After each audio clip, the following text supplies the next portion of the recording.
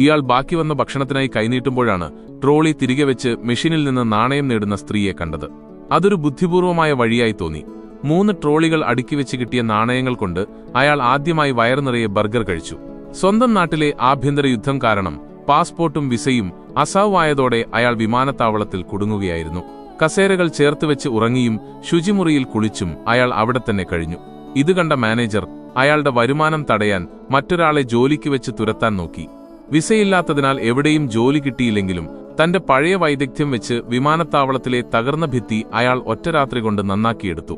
നിർമ്മാണ ജോലി കണ്ട കരാറുകാരൻ ഉടനെ തന്നെ അയാൾക്ക് സ്ഥിരം ജോലി നൽകി. ഇതിനിടെ മരുന്നുകളുമായി കുടുങ്ങിയ ഒരു വിദേശിയെ സഹായിക്കാൻ വന്ന മാനേജർക്ക് ഭാഷ അറിയില്ലായിരുന്നു. അവിടെ അയാൾ പരിഭാഷകനായി. നിയമക്കുരുക്കിൽപ്പെട്ട ആ വിദേശിയുടെ മരുന്നുകൾ മൃഗങ്ങൾക്കുള്ളതാണെന്ന് കള്ളം പറഞ്ഞ് അയാളെ രക്ഷിച്ചു. മാനേജർക്ക് ദേഷ്യം വന്നുവെങ്കിലും വിമാനത്താവളത്തിലുള്ളവർക്ക് അയാൾ ഹീറോയായി.